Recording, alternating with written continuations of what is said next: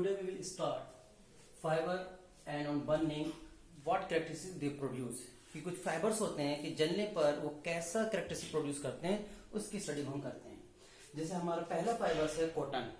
तो जब हम कॉटन को बर्न करते हैं बर्न्स विगोरसली, एक तो ये विगोरसली बर्न्स होता है, विगोरसली मतलब बहुत तेजी से, बहुत खतरनाक बर्न्स होता है कॉटन।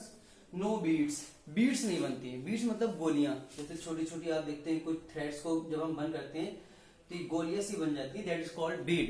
तो कॉटन जब जलता है तो बहुत विगोरसली बर्न होता है, no bead produce, smell like burning paper. और जब कॉटन बर्न होता है तो ये स्मेल प्रोड्यूस करता है लाइक बर्निंग पेपर, जैसे पेपर जलता है ऐसे ही कॉटन के बर्न होने से स्मेल आती है। सेकेंड है हमारा वूल एंड सिल्क। जो वूल और सिल्क है जब वो बर्न्स होता है तब क्या होता है, तो ये बर्न्स होता है स्लोली। तो याद रखना है आपको, वूल और सिल्क जो होते हैं वो स्लोली बर्न्स होते हैं, नो बीड फॉर्म्स, इसमें भी कोई बीड नहीं बनती, and smell like burning hairs. और जब हम वूल और सिल्क को बर्न करते हैं तो ऐसी स्मेल आती है जैसे कि हेयर्स में से आती है। जैसे हमारा कोई हेयर्स होता है, बाल, वो जलता है, स्मेल्स आती है। सेम स्मेल कब आती है, जब वूल और सिल्क बर्न होते हैं तब सेम स्मेल आती है लाइक बर्निंग हेयर, जैसे कि बाल जल रहे हो, इसके जलने पर स्मेल आती है। Nylon burn slowly. अब देखो नायलॉन जो है ये स्लोली बर्न्स हो रहा है, धीरे धीरे बर्न्स होता है। Form bead and it form a bead, ये गोलियां बनाता है छोटी छोटी nylon. Fabric shrinks on coming in contact with flame, flame बोलते हैं आग, फैब्रिक मतलब धागा, कि नायलॉन का फैब्रिक जब फ्लेम के कांटेक्ट में आता है तो ये श्रिंक होता है, श्रिंक मतलब सिकुड़ता है। ये इसकी कैरेक्टरिस्टिक्स हम पता लगा सकते हैं कि नायलॉन है या नहीं। तो एक तो ये स्लोली बर्न्स होएगा, बीड्स बनाता है, और जब ये फैब्रिक, इसका फैब्रिक्स फ्लेम के कांटेक्ट में आता है तो वो क्या होता है, श्रिंक होना स्टार्ट कर देता है। रेयन, रेयन में क्या होता है, ये बर्न्स रेडिली, ये बहुत तेजी से जलता है। स्मेल लाइक बर्निंग पेपर्स, और इसकी भी स्मेल कैसे होती है, जैसे कि हमारा पेपर जल रहा है। तो रेयन बर्न्स रेडिली, बहुत तेजी से जल रहा है, रेडिली मतलब एकदम साफ पकड़ता है। और इसमें भी जो बर्न होने के बाद स्मेल आती है, कैसे आती है, जैसे पेपर के जलने के बाद स्मेल आ रही है। पॉलिएस्टर जो हमने फाइबर पढ़ाया था, बर्न्स स्लोली, ये भी स्लोली बर्न्स होता है पॉलिएस्टर्स, एंड फॉर्म बीड, तो ये भी क्या बनाता है, बीड्स बनाता है। तो बीड्स कौन कौन बना रहा है, एक तो बीड्स बना रहा है नायलॉन, और कौन बनाता है बीड्स, पॉलिएस्टर्स। ये फाइबर्स ऐसे हैं जो बीड्स बनाते हैं, बाकी फाइबर्स हमारे बीड्स नहीं बना रहे हैं।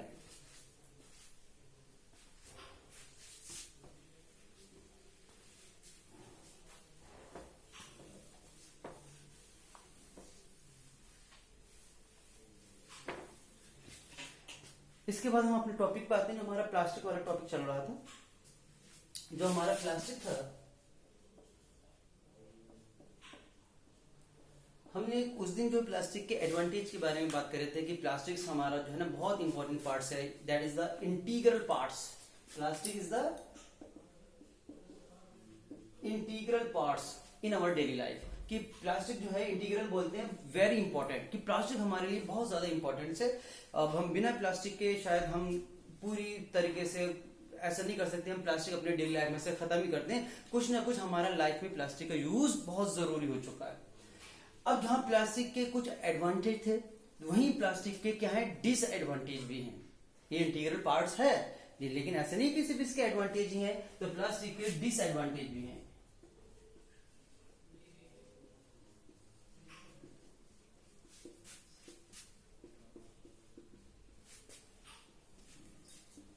अब प्लास्टिक के डिसएडवांटेज क्या है, फर्स्ट है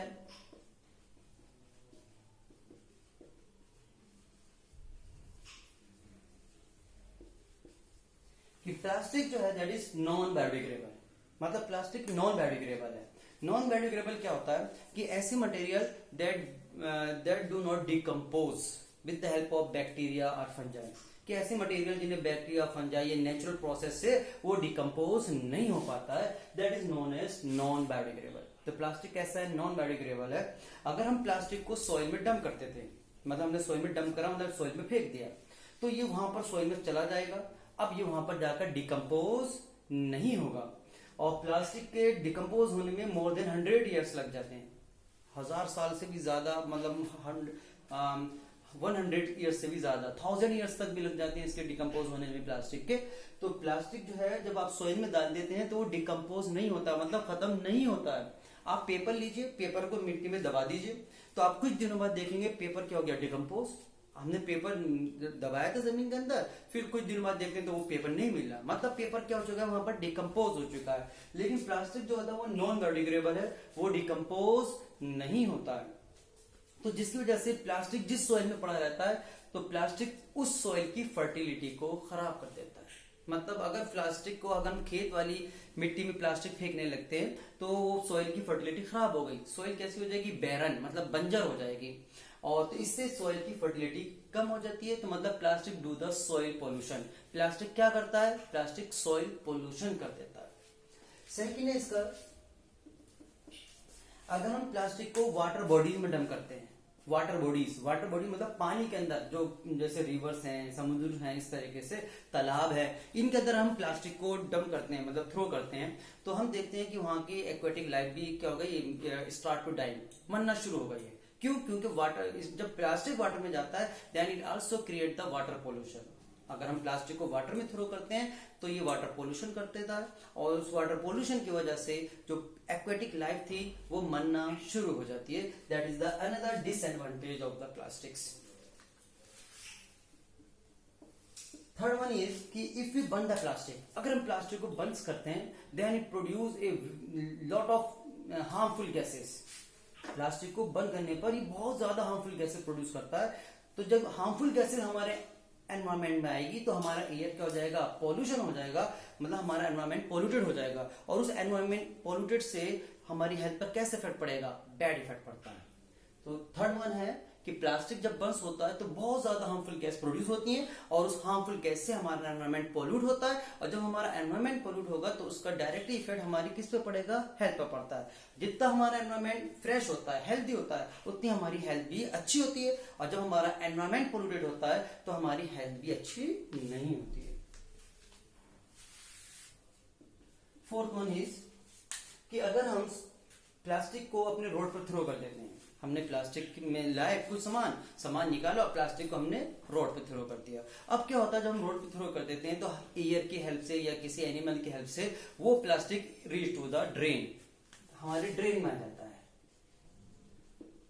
ड्रेन मीन्स नाली, वो हमारे नालियों में आ जाता है। हवा की हेल्प से हमने फेंका कहां पे था, रोड पर, लेकिन हवा की हेल्प से या किसी एनिमल की हेल्प से या किसी और चीज की हेल्प से वो कहां पहुंच गया, प्लास्टिक ड्रेन में। जो हमारा प्लास्टिक बैग होता है, कैरी बैग जो होता है प्लास्टिक वाला, उसकी बात कर रहे हैं।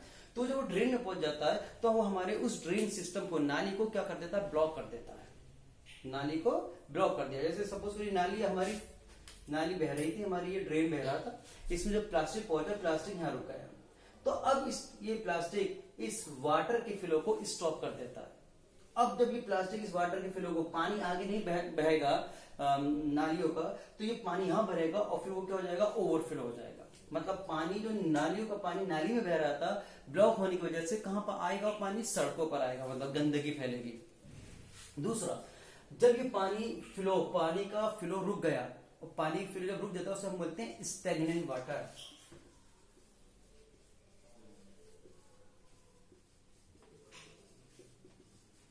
रुका हुआ पानी, स्टैग्नेंट वाटर। तो रुके हुए पानी में क्या होता है कि जो मॉस्किटो होते हैं उनकी पॉपुलेशन ज्यादा होती है, मतलब ब्रीडिंग ज्यादा करते हैं। अगर पानी कंटिन्यूसली फ्लो हो रहा है तो वहां पर मॉस्किटो अपनी ब्रीडिंग नहीं कर पाते, मतलब वो अपनी पॉपुलेशन नहीं बढ़ा पाते, मतलब वो अपने अंडे नहीं दे पाते हैं। तो मॉस्किटो जो अपने अंडे देते हैं, जो अपनी ब्रीडिंग करते हैं, वो कहाँ करते हैं, स्टैग्नेंट वाटर में, मतलब रुके हुए पानी में करते हैं। तो जब जितना ज्यादा पानी रुकेगा नालियों का, उतने ज्यादा मच्छर बढ़ेंगे, और जितने ज्यादा मॉस्किटो इंक्रीज होंगे उतनी ज्यादा हमें कौन सी बीमारी हो जाती है, ये हम पिछले चैप्टर में बता चुके हैं, दैट इज मलेरिया। कि जितना ज्यादा पानी रुक रहा है, मच्छर उतने ज्यादा हो रहा है, और जितने ज्यादा मॉस्किटो होते हैं उतनी हमें बीमारी लगती है। कौन सी बीमारी लग जाती है, मलेरिया बीमारी हो जाती है। फिफ्थ वन इज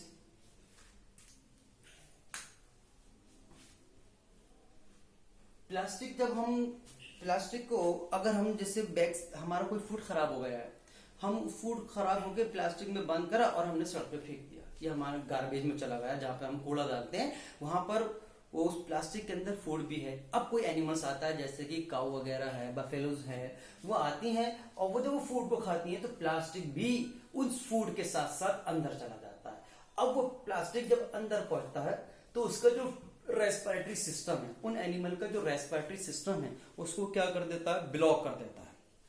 हमने फूड, प्लास्टिक में फूड करा और बाहर गार्बेज में डाल दिया, तो हमने तो डाल दिया, लेकिन जब एनिमल उस फूड को खाता है तो वो जो प्लास्टिक था ऊपर, वो भी उसके अंदर चला जाता है, स्वालो कर जाती है, स्वालो मतलब निकल जाती है उस प्लास्टिक को, और वो प्लास्टिक अंदर जो रेस्पिरेटरी सिस्टम है वहां जाकर चिपक जाता है, स्टिक हो जाता है, और फिर उसके रेस्पिरेटरी सिस्टम को ब्लॉक कर देता है। अब रेस्पिरेटरी सिस्टम रुक जाएगा। जब किसी एनिमल का रेस्पिरेटरी सिस्टम ब्लॉक हो जाएगा, रुक जाएगा, तो वो एनिमल क्या जिंदा रह सकता है? तो मतलब वो एनिमल क्या हो जाता है, डाई हो जाता है। तो इस वजह से हमें प्लास्टिक में फूड कर थ्रो नहीं करना चाहिए। अगला है कि जो रिसाइकिल प्लास्टिक आते हैं, जो हमारे ब्लैक कलर के पॉलिथीन आते हैं, वो मोस्टली जो होते हैं रिसाइकिल प्लास्टिक बैग होते हैं। तो रिसाइकिल प्लास्टिक बैग में भी हमें अपना फूड नहीं रखना चाहिए, क्योंकि उससे फूड की कैरेक्टरिस्टिक्स पर बैड इफेक्ट पड़ता है। रिसाइक्लिंग प्लास्टिक बैग, जैसे कि ब्लैक कलर वाला जो पॉलिथीन आती है और उसमें अपना कोई फूड रखते हैं खाने वाला, तो उससे हमारा फूड क्या हो जाता है, खराब हो जाता है, और जब एक बार फूड खराब हो जाएगा तो उसका हमारी हेल्थ पर बैड इफेक्ट्स पड़ जाएगा। तो that are the disadvantage of the plastics. समझ में आया? अब इसके बाद आता है हमें प्लास्टिक से बचना है। हम प्लास्टिक से कैसे बच सकते हैं, क्या करें कि हम अपने डेली लाइफ में प्लास्टिक से बच जाएं थोड़ा बहुत? तो उसके लिए सबसे पहले प्लास्टिक के बदले हमें यूज करना है जूट बैग, कॉटन बैग और पेपर बैग। कि जब भी कोशिश करिए, आप घर से जाते हैं तो आपके हाथ में कोई बैग होना चाहिए, जो कॉटन बैग, जूट बैग्स हो या आपके क्लोथ बैग हो, हमारे जो पुराने कपड़े हो जाते हैं हम उसका बैग बना सकते हैं, या बाजार में जूट आती है, जूट वाले बैग्स आते हैं, उससे लेके जा सकते हैं। तो जूट बैग और कैरी बैग हमें घर से लेकर जाना चाहिए। तो जब हम ये घर से लेकर जाएंगे तो बाजार वाला अपनी पॉलिथीन बैग नहीं देगा आपको, तो इस वजह से हम प्लास्टिक को कम यूज कर पाएंगे।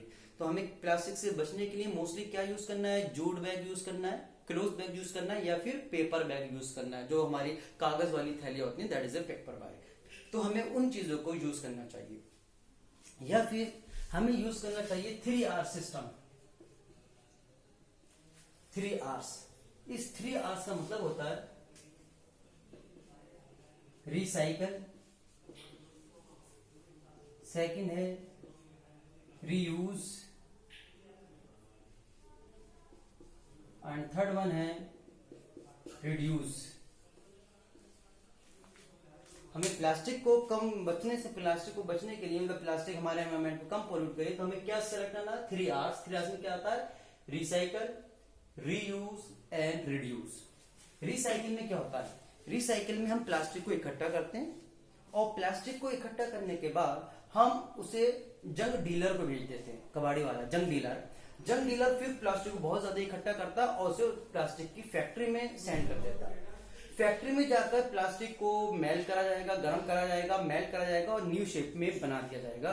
That method is called recycle.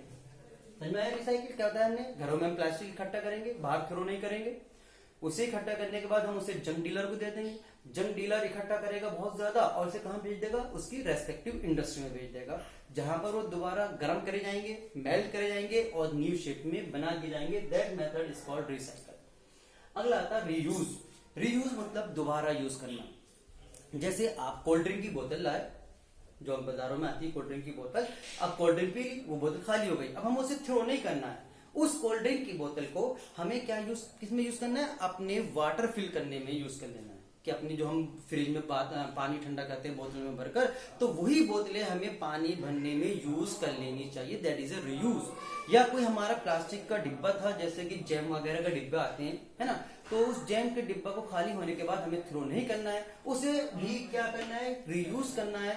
क्या करके, in filling the sugar, in filling the spices, in filling the tea leave, मतलब उसमें हम पत्तियां भर सकते हैं, चाय की पत्ती भर सकते हैं, शुगर भर सकते हैं, मसाले भर सकते हैं। तो that method is called reuse. अगला आता है रिड्यूस। रिड्यूस का मतलब कम करना, कि जहां तक हो सके हमें प्लास्टिक कम से कम यूज करना चाहिए, कि हम बाजार से वही चीज मोस्टली खरीदें जिसमें प्लास्टिक बहुत कम है। That method is called reduce. तो इन मेथड को हमें लेकर हम प्लास्टिक के बैड इफेक्ट से अपने आप को बचा सकते हैं। अब देखिए, अगर हम पूछें आपसे recycle and reuse, which one is more better? अगर हम रिसाइकल कर रहे हैं और रीयूज कर रहे हैं तो इनमें से कौन बेटर है? तो हमेशा याद रखिए reuse is much more better than the recycle. Reuse जो होता है वो ज्यादा बेटर होता है रिसाइकल से। वाई? देखिए, क्योंकि रिसाइकल जब हम करते हैं तो उसे हम गर्म करते हैं, और गर्म करने पर हमारा जो फ्यूल्स है वो खर्च होता है। रिसाइकल करने के लिए हमें मेल्ट करना पड़ेगा, मेल्ट करने के लिए हमें फ्यूल जलाना पड़ेगा, मतलब हमारा फ्यूल क्या हो रहा है? खर्च हो रहा है। दूसरा, जब फ्यूल जलता है तो गैस प्रोड्यूस होती है। अब जब वो गैसें हमारे एनवायरमेंट में आती है तो उससे हमारा एनवायरमेंट पोल्यूट होता है, तो हमारा नेचुरल फ्यूल भी खर्च हो रहा है, हमारा एनवायरमेंट पोल्यूट भी हो रहा है इस रिसाइकल प्रोसेस में। जबकि रीयूज में ऐसा कुछ भी नहीं हो रहा है, तो जिसकी वजह से reuse is better than the recycle. अब हम अपने घरों में ये बायोडिग्रेडेबल और नॉन बायोडिग्रेडेबल वेस्ट को अलग अलग करना है, तो उसकी वजह से उसके लिए जो हमारी गवर्नमेंट होती है वो हमें 2 टाइप्स की बिन देती है।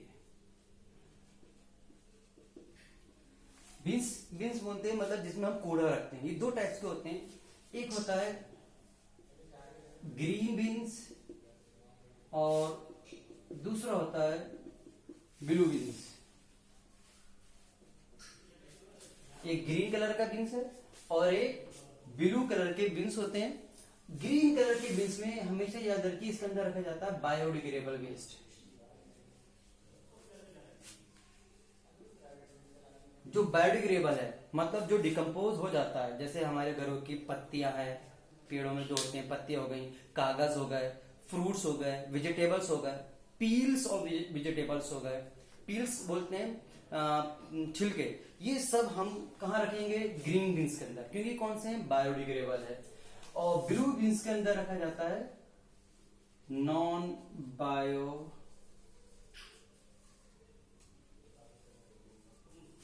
ब्लू कलर बिन्स में कौन रखेंगे? हम नॉन बायोडिग्रेडेबल, जैसे प्लास्टिक है या कोई मेटल्स है उसे हम रखेंगे ब्लू बिन्स के अंदर।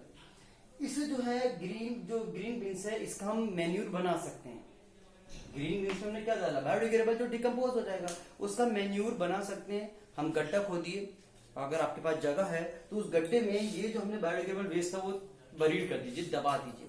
40 से 50 दिन के बाद आप देखेंगे उसकी क्या बन गई? मैन्यूर, खाद बन गया। तो इससे हम अपना खाद बना सकते हैं। और जो नॉन बायोडिग्रेडेबल है इसे हम जंग डीलर वालों को बेच देते हैं। जंग डीलर वाला उन्हें उनके रेस्पेक्टिव इंडस्ट्री में भेज देगा, जहां पर वो दोबारा न्यू शेप में चेंज हो जाएगा। तो इस तरीके से हमें अपने वेस्ट मटेरियल को घरों में ही सेपरेट कर देना चाहिए, ताकि नॉन बायोडिग्रेडेबल जो है बायोडिग्रेडेबल के साथ साथ सॉइल या पानी के अंदर नहीं पहुंचे। ये हमारा चैप्टर फिनिश हो गया है। अगले दिन हम अपना नेक्स्ट चैप्टर स्टार्ट करेंगे। Okay, thank you.